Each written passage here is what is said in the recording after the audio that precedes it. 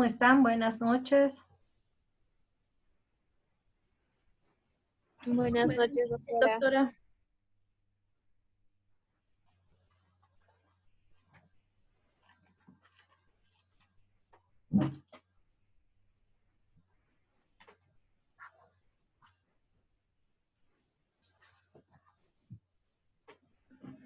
Bien, hoy día vamos a ver otra tenia, es decir, en realidad la última tenia, que es el Diphyllobothrium latum, que produce una parasitosis que se conoce con el nombre de difilobotriosis.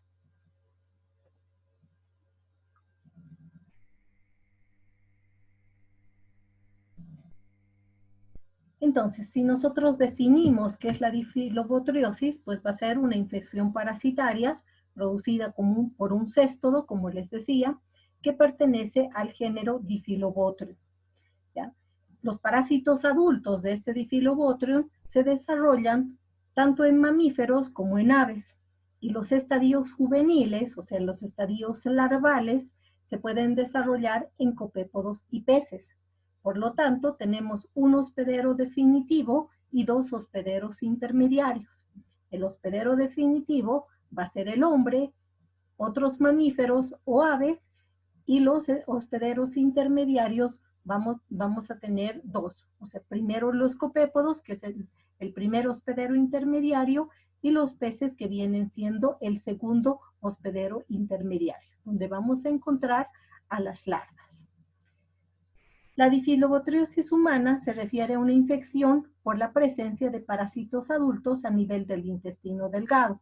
Como ustedes se habrán dado cuenta, todos los céstodos se desarrollan en el intestino delgado, ¿no? Ya sea del hombre o también de otros mamíferos. Existen más o menos unas 80 especies de Diphyllobothrium. Los más conocidos son el Diphyllobothrium latum, el Diphyllobothrium pacificum y el Diphyllobothrium dendriticum. El Diphyllobothrium latum es el que lo encontramos en nuestro medio, por eso va a ser el motivo de estudio, ¿no? Entonces, al que vamos a describir ahora va a ser al Diphyllobothrium latum. Entonces, este céstodo va a presentar varios estadios evolutivos. Vamos a observar al parásito adulto, que va a vivir, como les decía, en el intestino delgado del hombre, de mamíferos y de aves. Este parásito adulto va a poner huevos, los cuales van a salir en la materia fecal. De esos huevos, o dentro de esos huevos, diré, se van a desarrollar el primer estadio larval, que va a ser el coracidio.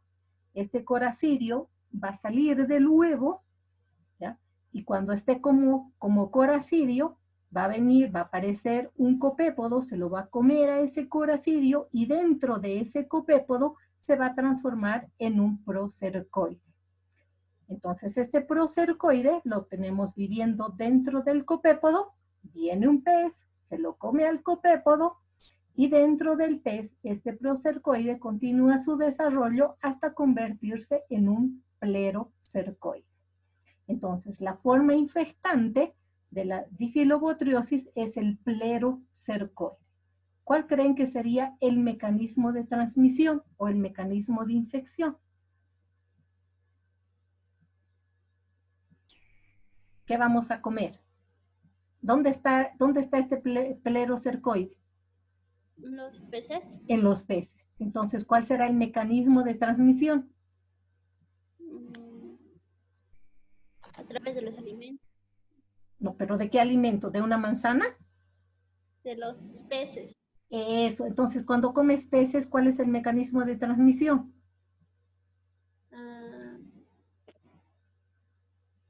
Carnivorismo, ¿verdad? Es carnivorismo. Entonces, el mecanismo de transmisión es carnivorismo. ¿Cómo adquirimos la enfermedad? Cuando consumimos peces crudos o mal cocidos que tienen en su piel el plerocercoide, ¿no? En la carne está el plerocercoide. ¿De acuerdo? Entonces, el parásito adulto dije que iba a estar ¿en dónde? En el hombre, en los mamíferos o en las aves, ¿verdad? Estos adultos ponen huevos. El huevo va a caer al agua, ahí va a madurar y se va producir o se va a formar dentro de él el coracidio, que es el primer estadio larval. Este coracidio sale del huevo, aparece un copépodo, se lo come al coracidio y dentro del coracidio se forma el procercoide. Entonces, viene un pez, se lo come al copépodo y ese procercoide continúa su desarrollo ahora ¿dónde? En el pez, y ahí se forma el plerocercoide. Entonces el hombre adquiere la enfermedad cuando consume este estadio larval, que es el plerocercoide, mediante carnivorismo, es decir, el consumo de carne cruda o insuficientemente cocida de peces. De peces lacustres, es decir, de peces que se encuentran en los lagos, no en mares, sino en lagos.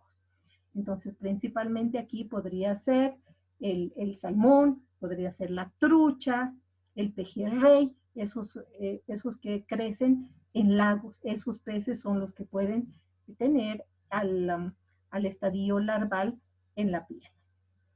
Entonces, vamos a ir describiendo al Diphyllobothrium lato. ¿Qué características presenta el parásito adulto?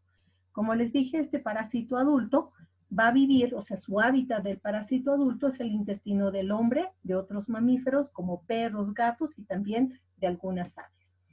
Este Diphyllobothrium es uno de los céstodos más grandes, ¿ya? Puede medir, normalmente lo encontramos entre 4 a 10 metros, pero hay estudios en los que han encontrado a los Diphyllobothrium de 25 metros, imagínense, o sea, sumamente grandes. 25 metros viene siendo uno de los céstodos más grandes. Y de ancho miden entre 1,5 a 2 centímetros, ¿no? Este es el escólex, o sea, como todo céstodo va a tener una cabeza que se denomina escólex. A continuación, el cuello y luego las proglótides. Primeramente proglótides inmaduras, luego las maduras y al final las grávidas, como todos los céstodos. Pero la característica del Diphyllobothrium es que el escólex tiene la forma de una espátula, es decir, que está aplastado dorso-ventralmente, o sea, está aplastado, ¿ya? Es plano, parece una espátula, ¿no? Y esa espátula mide de 3 milímetros por 1 milímetro. Este escólex tiene la característica de presentar dos hendiduras, ¿ya? Estas hendiduras son longitudinales, aquí, ¿ya? Y reciben el nombre de botrios. Son estos dos que están en los lados, estas dos. Y estos botrios les sirven de órgano de fijación, es decir, que gracias a estos botrios, a estas hendiduras que presenta el escólex, se va a poder fijar a la pared del intestino delgado. Entonces le sirve como fijación. Los otros céstodos que hemos estudiado eran piriformes, cuadrangulares, romboidales, ¿verdad? Este se caracteriza porque tiene la forma de una espátula.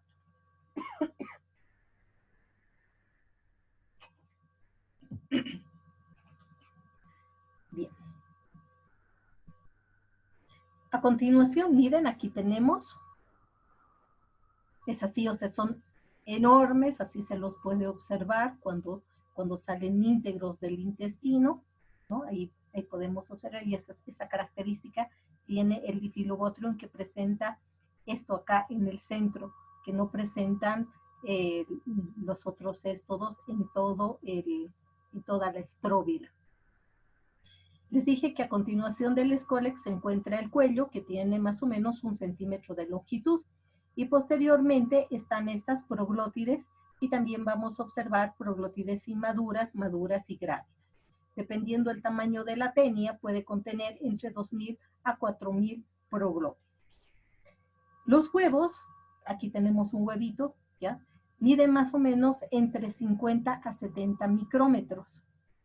Son ovalados, como pueden observar, y tienen la característica de tener acá como una especie de tapita que recibe el nombre de opérculo, justo donde está esta flecha.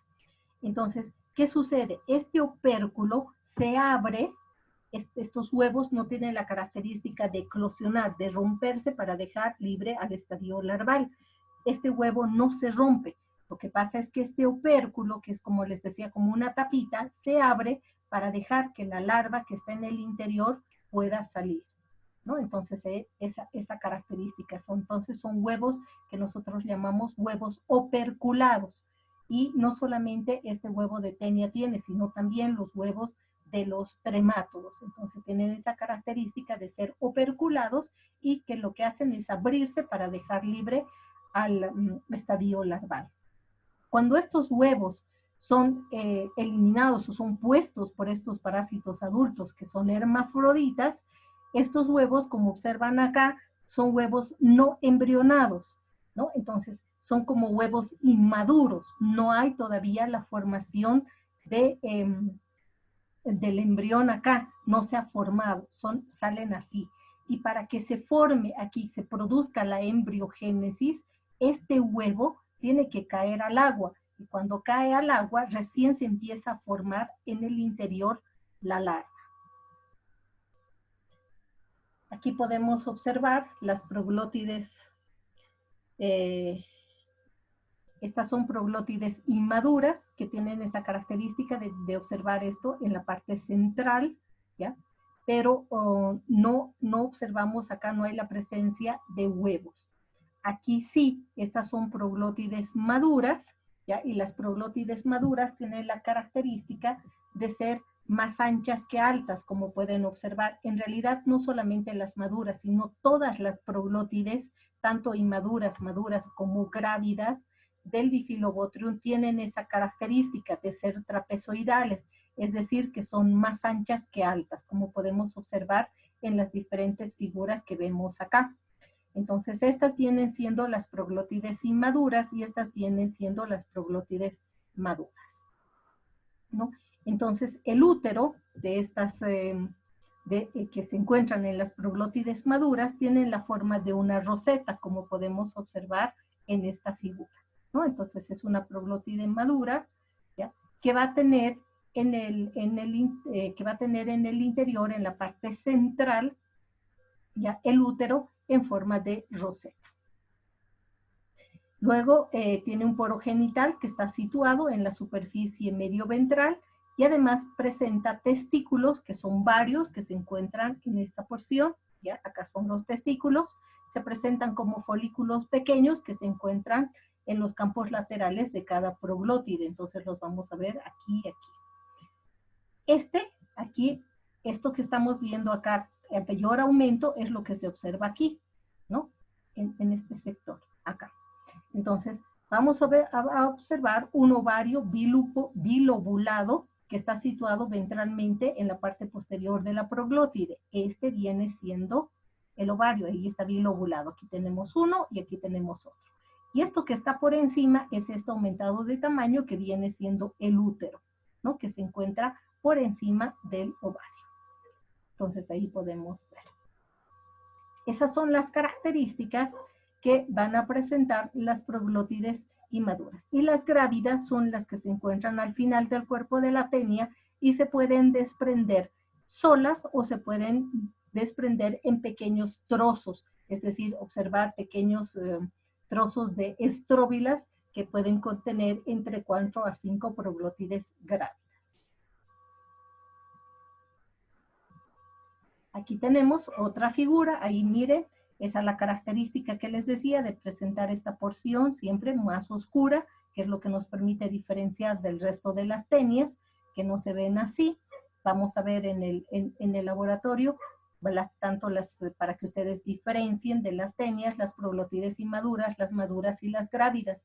Y las grávidas que contienen los órganos genitales y aquellas que están al final y que son las que se desprenden, que ya no presentan los órganos genitales, pero sí presentan las ramas uterinas. Y eso es con relación a las tenias Solium y Saginata que ya habíamos visto.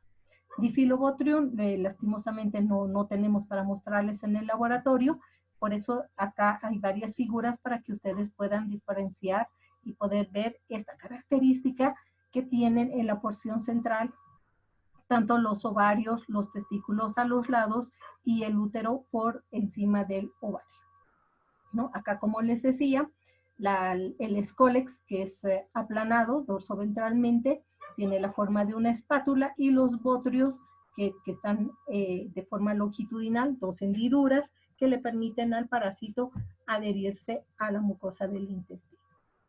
Ahí podemos ver varios huevos, todos operculados, ¿no? Entonces es así como se abre y sale. Como ustedes pueden ver acá, los 4 huevos de las figuras que estamos observando no presentan la larva en el interior, porque les dije que cuando los huevos son eliminados y nosotros los encontramos en la materia fecal de un paciente, no van a presentar todavía la larva o el embrión en el interior, porque la embriogénesis recién comienza cuando estos huevos caen al agua. Entonces, les decía que los huevos en el momento de ser expulsados no inician la embriogénesis, sino cuando caen al agua, y esto es especialmente en ríos, porque les dije ríos, lagos, porque son peces lacustres donde se va a terminar el desarrollo del estadio larval. Necesitan una temperatura adecuada que sea entre 10 y 30 grados centígrados, y la embriogénesis tarda más o menos 2 semanas, entre 10 a 12 días va a tardar hasta que la larva o el coracidio se forme dentro del huevo, pero cuando el huevo ya se encuentra en el agua. Para que este coracidio pueda salir del huevo, ¿ya? Este huevo necesita de la luz, entonces lo que hace es salir hacia la superficie, entonces se abre el opérculo y deja libre al coracidio. Entonces, este coracidio, para poder continuar el desarrollo y que no se muera, entonces tiene que ser consumido por un copépodo. Estos copépodos son crustáceos pequeñitos que se encuentran en el plancton del sistema acuático, son considerados también parásitos, pero están dentro del grupo de los artrópodos, ¿ya? Entonces, estos copépodos que son pequeñitos, lo que hacen es comerse los coracidios. Y ese coracidio dentro del copépodo se transforma en un procercoide. Este procercoide, ¿no? Presenta en su extremo posterior unos ganchos, y estos van a continuar, este procercoide va a continuar su desarrollo cuando aparezca un pez de agua, que les decía, un pez de lago o de río, que lo que haga es comerse el coracidio. Entonces, al comer el coracidio, el procercoide se va a transformar dentro del pez en un plerocercoide, ¿no? Entonces, este plerocercoide se va a localizar en la carne de los peces, y cuando nosotros comamos esos peces ahumados, crudos, ya sea en un ceviche, en un sushi, ¿no? Que no está la carne cocida, entonces podemos adquirir la enfermedad que sería la difilobotriosis. Aquí tenemos entonces el ciclo de vida, que es lo que les acabo de explicar, pero acá vamos a ver para retroalimentar un poquito. Les dije que el parásito adulto se encuentra en el intestino delgado del huésped definitivo, ¿verdad? Entonces el huésped definitivo en este caso es el hombre, y aquí tenemos al parásito adulto viviendo a nivel del intestino.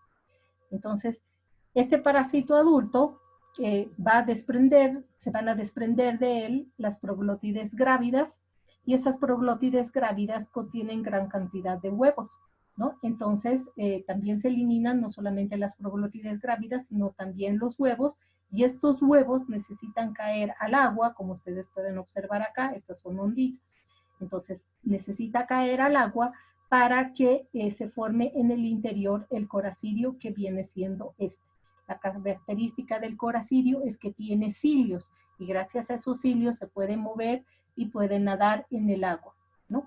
Entonces, cuando los huevos son eliminados en la materia en la materia fecal, ya les decía que no se ha producido todavía la embriogénesis. Para que se produzca la embriogénesis tiene que caer al agua, y luego de 2 semanas ya se ha formado completamente el coracidio. Entonces este huevo se abre, el opérculo se abre y deja libre a este.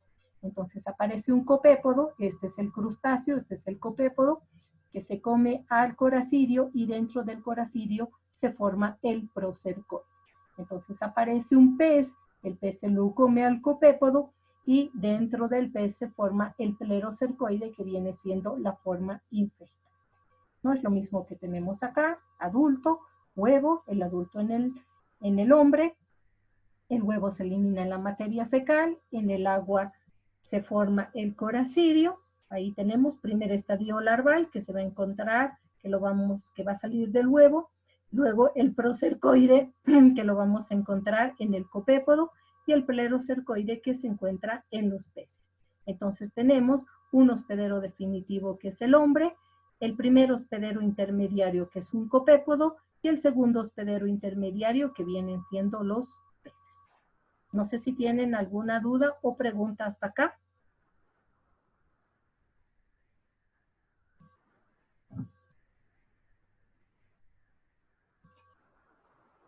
¿Se ha comprendido el ciclo? ¿Han comprendido el ciclo?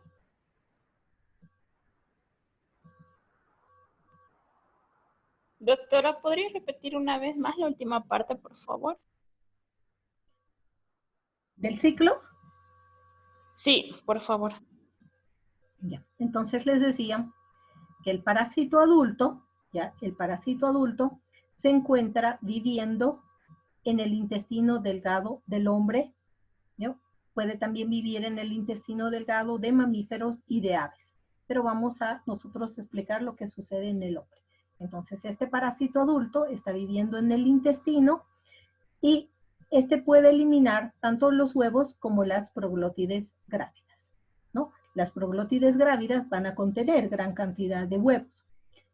Estos huevos que salen en la materia fecal tienen la característica de ser huevos inmaduros. ¿Eso qué quiere decir? Que todavía no se ha formado en el interior la larva, que viene siendo el coracidio.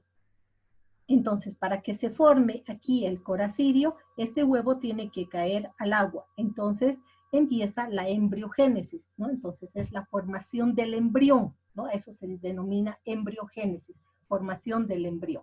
¿Quién es el embrión? Pues es la larva, es el coracidio que se va a formar acá cuando está en características, con ciertas características. Tiene que estar en el agua y la temperatura del agua tiene que estar más o menos unos 10 grados centígrados.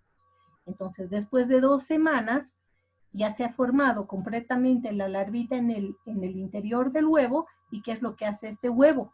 Se abre el opérculo, porque dijimos que es un huevo operculado, que tiene una especie de tapita. Entonces se abre el opérculo y deja libre al coracidio. Entonces este coracidio tiene la característica de ser el primer estadio larval y presentar cilios. Esos cilios le permiten moverse. Entonces, en este caso, poder moverse en el agua. Pero en el agua se van a encontrar con un copépodo. Este copépodo, les dije que es un artrópodo, un crustáceo, un microcrustáceo porque es pequeñito, ¿no? Y este lo que hace es consumir, o sea, se lo come al coracidio. Y dentro de este copépodo se forma el procercoide.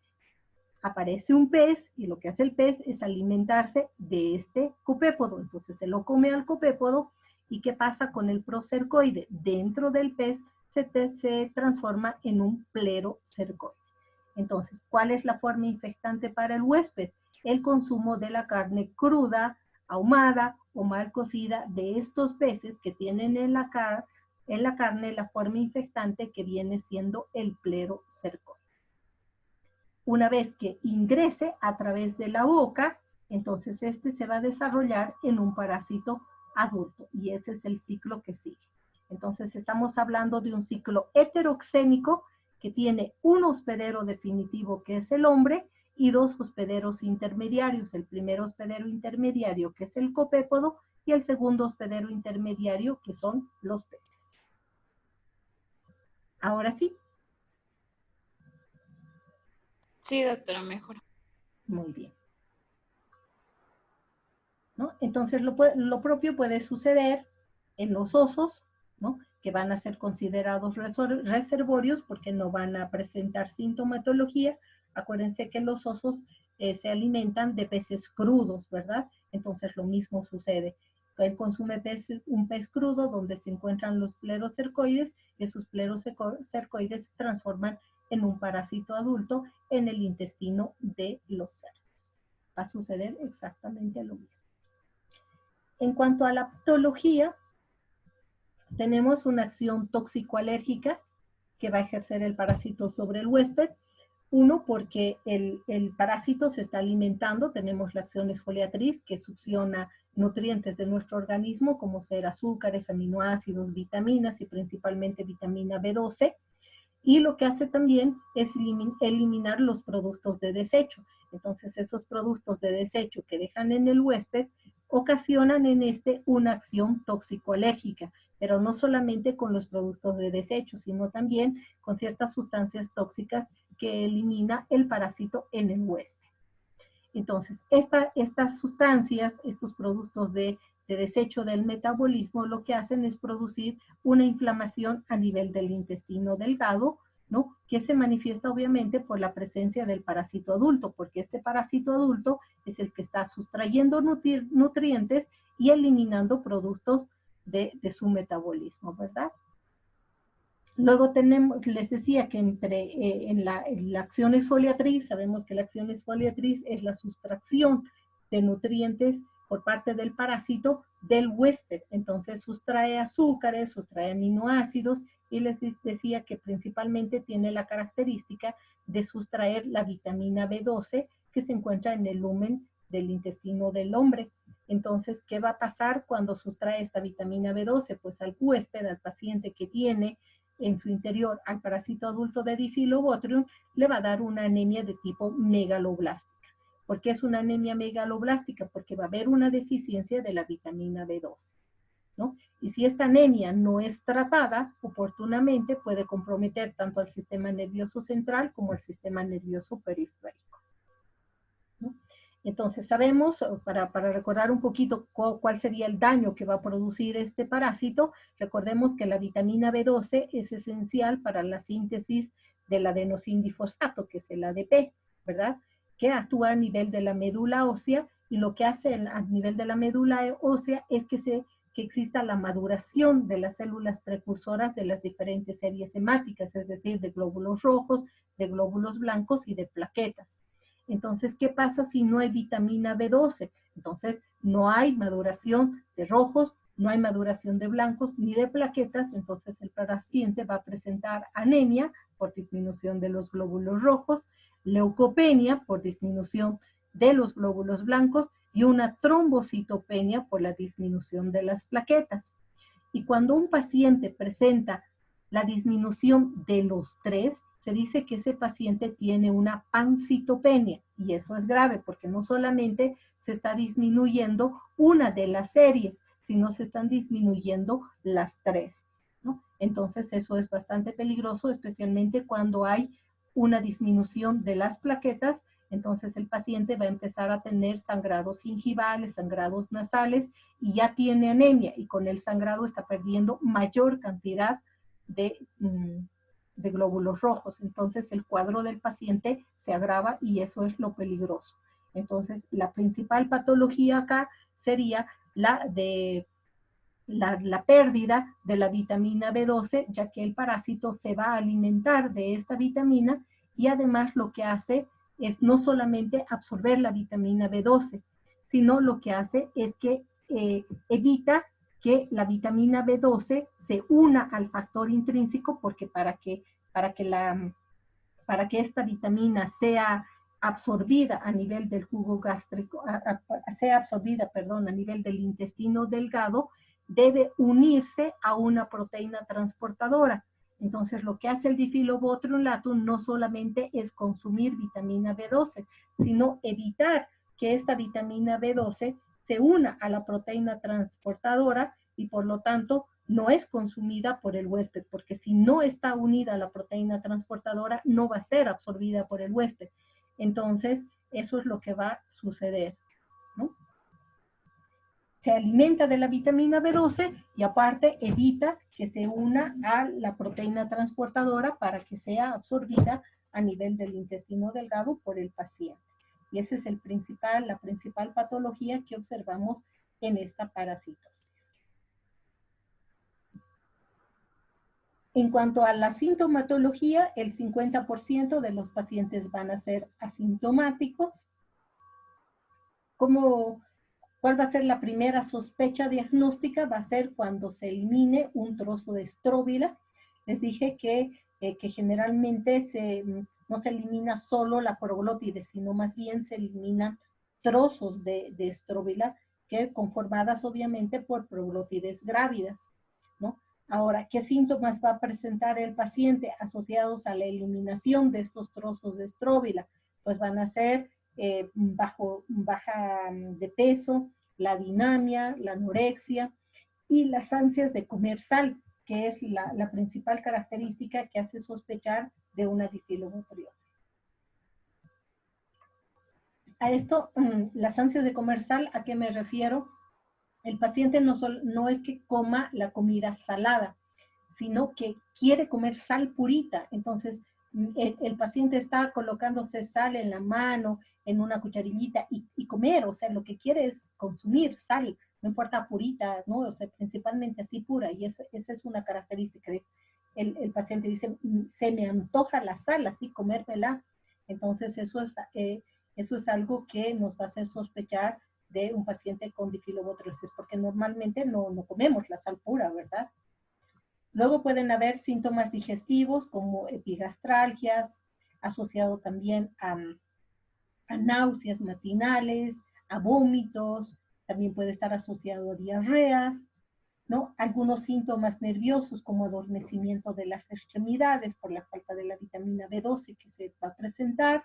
Pueden haber también síntomas alérgicos por la acción tóxico-alérgica que habíamos indicado, que no es muy común, pero sí se puede presentar. Y también vamos a tener a pacientes pues con la tez toda blanca, incluso con las uñas que ya no van a estar rosadas, sino blancas por la anemia que va a presentar, va a haber cansancio, se puede asociar también a ictericia, a fiebre y a una hepatomegalia, ¿no? que se podría producir ya en casos mucho más serios en los que no se trate la anemia, ¿no? Entonces, la hepatomegalia sabemos que es un crecimiento del hígado, ¿no? Un crecimiento anormal del hígado. Entonces, tiene un tamaño mucho más grande de lo habitual. Para el diagnóstico, ¿no? Lo primero que se tiene que preguntar son, cuando se hace la anamnesis, es que si no ha consumido pescado crudo o mal cocido, porque no es habitual. Nosotros no consumimos, por lo menos acá en Bolivia, no consumimos habitualmente lo que sería el sushi o esta comida peruana, que es el ceviche, ¿verdad? Incluso el ceviche, con la cantidad de limón que tiene, muchas veces destruye a las larvas, pero de todas maneras, pues es peligroso, ¿no? Puede de todas maneras ocasionar la difilobotriosis. Entonces, lo que nosotros vamos a hacer es un examen coproparasitológico. Lo ideal es hacer seriado, es decir, 3 días alternos o 3 días seguidos, para la búsqueda de los huevos que son típicos y característicos por el opérculo y por las características que van a presentar. También se puede buscar las proglótides grávidas o los trozos de estróbilas, que, como les decía, es muy común que se eliminen en la materia fecal de los pacientes. Como los plerocercoides son pequeñitos, ¿no? Entonces, la identificación de estos en el músculo o en las vísceras es un poco difícil, ¿no? Tendríamos que hacer preparaciones teñidas y bueno, es más complicado. Lo ideal es directamente buscar a los huevos en las heces del paciente. Para el tratamiento, como se trata de una tenia, podemos utilizar praziquantel o niclosamida, ¿no? Entonces, el praziquantel en dosis única de 10 a 25 miligramos kilogramo peso, que tiene un 98 a un 100% de efectividad, y la niclosamina, que podemos dar 500 miligramos, 4 tabletas, ¿no? Distribuidas pueden ser 2 en la mañana y 2 en la tarde, igual como dosis única. Es importante primero hacer el tratamiento, es decir, eliminar al gusano, dándole el praziquantel o la niclosamida, y después recién hacer el tratamiento para la anemia, ¿no? Ahora, si queremos hacer el tratamiento al mismo tiempo, podríamos hacer con hierro y con ácido fólico. que va a ayudar con la anemia, pero no con la vitamina B12, porque si le damos vitamina B12, lo que le estamos dando es más alimento al difilobotril, ¿no? Entonces, lo primero que queremos hacer es eliminar al parásito. Entonces, para eliminar al parásito, se da el praziquantel y niclosamida. Y para la recuperación, para estabilizar al paciente que está presentando una anemia, luego que se ha eliminado al parásito, se da un suplemento de vitamina B12, ¿no? Ya sea por vía oral, cutánea o intramuscular, y también se asocia a el consumo de hierro y ácido fólico, ¿no? Como les decía, hierro y ácido fólico podemos iniciar antes para tratar la anemia, pero no la vitamina B12. La vitamina B12 solo después de que se ha eliminado al parásito. Pues es un tema cortito y con eso ya habríamos terminado. No sé si tienen alguna pregunta o alguna duda.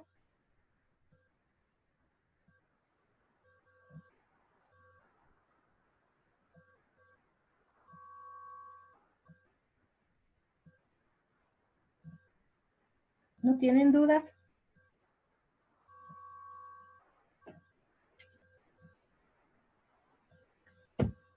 Para el microparcial, ¿qué tema quieren dar de sobre 20 puntos? Les doy a elegir. Tienen tenia, solium y saginata, difilobotrium, himenolepis, no dipilidium porque es demasiado poquito. Yo creo que himenolepis podríamos dar. ¿Están de acuerdo? Sí, doctora. Sí, doctora, está bien. Ya. Puede ser el próximo jueves, aunque creo que tienen examen, ¿no? El jueves. ¿Están de acuerdo en dar el jueves? El microparcial. ¿A qué hora? ¿A la misma hora, doctora? Claro, a la hora de clases. Solo himenolepis. Sí. ¿Va a ser por Zoom? Por Zoom. ¿O prefieren dar el sábado?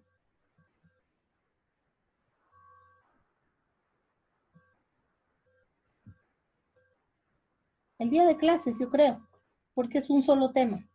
Sería solamente himenolepis. El jueves 21, por 20 puntos. O les mando un caso clínico.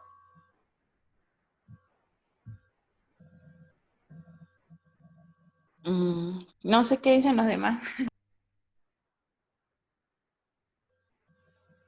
Tienen un minuto para pensar.